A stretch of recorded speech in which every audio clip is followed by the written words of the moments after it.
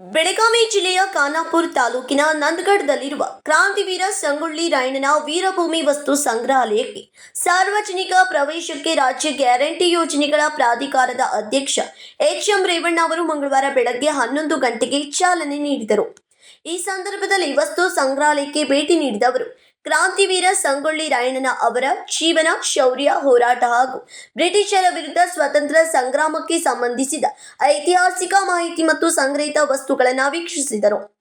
ಸಂಗೊಳ್ಳಿ ರಾಯಣ್ಣನ ಅವರ ದೇಶಭಕ್ತಿ, ಶೌರ್ಯ ಮತ್ತು ಸ್ವಾತಂತ್ರ್ಯ ಹೋರಾಟದ ಇತಿಹಾಸವನ್ನು ಮುಂದಿನ ಪೀಳಿಗೆಗೆ ಪರಿಚಯಿಸುವಲ್ಲಿ ನಂದಗಢದ ವೀರಭೂಮಿ ಹಾಗೂ ವಸ್ತು ಸಂಗ್ರಹಾಲಯ ಮಹತ್ವದ ಪಾತ್ರ ವಹಿಸಲಿದೆ.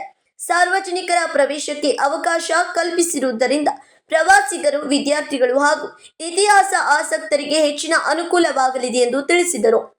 ಈ ಸಂದರ್ಭದಲ್ಲಿ ಮಾತನಾಡಿದ ಎಚ್.ಎಂ. ರೇವಣ್ಣ ಅವರು ಬೆಳಗಾವಿಯಿಂದ ನಂದಗಢದ ಸಂಗೊಳ್ಳಿ ರಾಯಣ್ಣನ ವಸ್ತು ಸಂಗ್ರಹಾಲಯಕ್ಕೆ ತೆರಳಿ ಅಲ್ಲಿಂದ ಸಂಗೊಳ್ಳಿಗೆ ಹೋಗಿ ಮರಳಿ ಬೆಳಗಾವಿಗೆ ಬರುವಂತೆ ಒಂದು ಬಸ್ಸು ಹಾಗೂ ಬೆಳಗಾವಿಯಿಂದ ಸಂಗೊಳ್ಳಿಗೆ ತೆರಳಿ ಅಲ್ಲಿಂದ ನಂದಗಢ ವಸ್ತು ಸಂಗ್ರಹಾಲಯಕ್ಕೆ ಬಂದು ಮರಳಿ ಬೆಳಗಾವಿಗೆ ತೆರಳುವಂತೆ ಮತ್ತೊಂದು ಬಸ್, ಒಟ್ಟು 2 ಬಸ್ಸುಗಳನ್ನು ಸಂಚರಿಸಲು ಕ್ರಮ ಕೈಗೊಳ್ಳಲಾಗುವುದೆಂದು ಹೇಳಿದರು. ಈ ಬಸ್ಗಳ ಸಂಚಾರದಿಂದ ಬೆಳಗಾವಿ ಸೇರಿದಂತೆ ವಿವಿಧ ಭಾಗಗಳಿಂದ ಆಗಮಿಸುವ ಸಾರ್ವಜನಿಕರು ಹಾಗೂ ಪ್ರವಾಸಿಗರಿಗೂ ನಂದಗಢ ಮತ್ತು ಸಂಗೊಳ್ಳಿಯಲ್ಲಿರುವ ಕ್ರಾಂತಿವೀರ ಸಂಗೊಳ್ಳಿ ರಾಯಣ್ಣನ ಅವರ ಐತಿಹಾಸಿಕ ಸ್ಥಳಗಳಿಗೆ ಸುಲಭವಾಗಿ ಭೇಟಿ ನೀಡಲು ಅನುಕೂಲವಾಗಲಿದೆ ಎಂದು ಅವರು ಹೇಳಿದರು.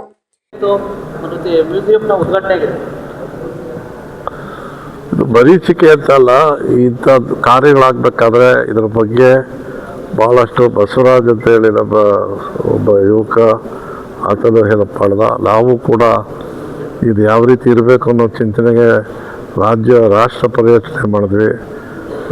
ಪಂಜಾಬ್ಗೆ ಹೋಗಿ ಅಲ್ಲಿಯ ಮ್ಯೂಸಿಯಂ ನೋಡ್ಕೊಂಡ್ಬಂದ್ವಿ, ಬಾಂಬೆಗೆ ಹೋಗಿದ್ವಿ, ಚೆನ್ನೈಗೆ ಹೋಗಿದ್ವಿ. ಇನ್ನೂ ಕೆಲವು ಸಲಕರಣೆಗಳು ಇಂಗ್ಲೆಂಡಲ್ಲಿವೆ ಅಂತ ಇದೆ. ಇವನ್ನೆಲ್ಲ ಕ್ರೋಢೀಕರಿಸುವಂಥ ಕೆಲಸ ಮಾಡ್ತಾಯಿದ್ದೇವೆ. ನಮ್ಮ ಮಾಧ್ಯಮ ಸ್ನೇಹಿತರು ಕೇಳಿದಾಗಲೇ ಎಲ್ಲವನ್ನೂ ಒಂದು ಕಡೆ ತರೋದು. ಯಾಕೆಂದರೆ ಸಂಗೊಳ್ಳಿ ರಾಯಣ್ಣನ ಅವರ ಪ್ರಾರಂಭದಿಂದ ಅಂತ್ಯದವರೆಗೂ ನಡೆದ ಘಟನಾವಳಿಗಳನ್ನು ಒಂದು ವ್ಯಾಪ್ತಿಯಲ್ಲಿ ತರೋದಕ್ಕೆ ಆ ನಕ್ಷೆ ತಯಾರು ಮಾಡಿ ಆ ಮೂಲಕ ಅವರ ಬೆಳೆದು ಬಂದ ದಾರಿ ಪ್ರಾರಂಭಿಕ ದಿನದಿಂದ ಹಿಡಿದು ಅವರ ಕೊನೆ ದಿನದವರೆಗೂ ಇದರಲ್ಲಿ ಒಳಗೊಂಡಿರ್ತಕ್ಕಂಥದ್ದು ವಿಶೇಷ.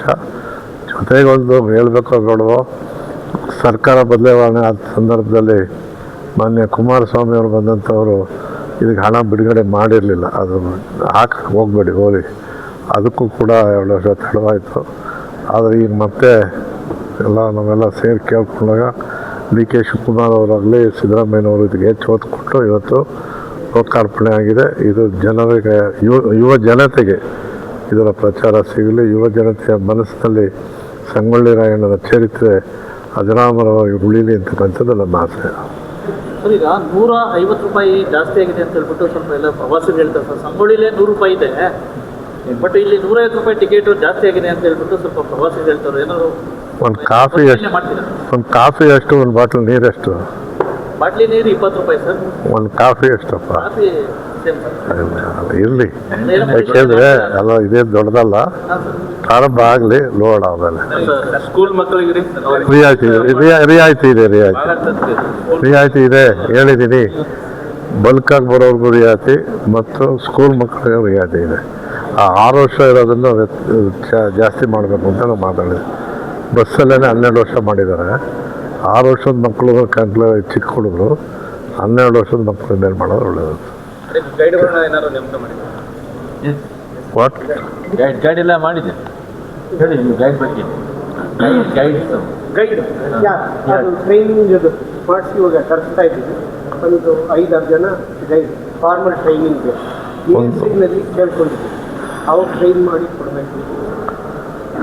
ವಿಶೇಷವಾಗಿ ಅನೇಕ ಹೊಸ ಪ್ರಯೋಗಗಳಿವೆ.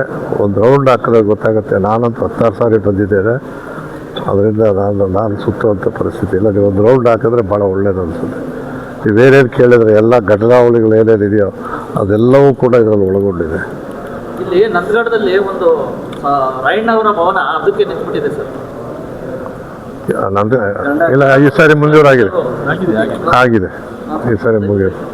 ಅದು ಏನಾಗಿತ್ತು, ಈ ಈ ಪ್ರಾಧಿಕಾರದಲ್ಲಿ ಬಂದಿರಲಿಲ್ಲ. ಕನ್ನಡ ಸಂಸ್ಕೃತಿ ಇಲಾಖೆಯಿಂದ ಕೊಟ್ಟರು. ಫರ್ದರ್ ಹಣ ರಿಲೀಸ್ ಮಾಡಿರಲಿಲ್ಲ. ಈಗ ಅದರಲ್ಲೂ ಕೂಡ ಡೌನ್ಲೋಡ್ ಮಾಡಿದ್ದೀವಿ. ಯಾತ್ರಿ ನಿವಾಸ ಮಾಡಬೇಕು ಅಂತ ನಾವು ಚಿಂತನೆ ಇದೆ. ಮುಂದಿನ ದಿನಮಾನದಲ್ಲಿ ಇನ್ನೂ ಹೆಚ್ಚಿನ ಆದ್ಯತೆ ಕೊಡ್ತೇವೆ. ಉದ್ಘಾಟನೆಗೆ ಒಂದು ವರ್ಷನೋಗಿಲ್ಲ, ಆಲ್ರೆಡಿ ಎಲ್ಲ ಸೋತಾ ಇದೆ ಸ್ವಲ್ಪ ಇಲ್ಲ, ಅವೆಲ್ಲ ನಿಮ್ಮ ಕಣ್ಣಿಗೆ ಅಂತವ ಕಾಣೋದು. ಉದ್ಘಾಟನೆ ಆಗಿದೆ. ಕ್ವಾಲಿಟಿ ಸ್ವಲ್ಪ ಗುಣಮಟ್ಟದ ಇದು ಮಾಡಿದ್ರೆ ಒಳ್ಳೆ ಸರ್. ಆಯಿತು, ಮಾಡಿಸೋಣ. Thank you.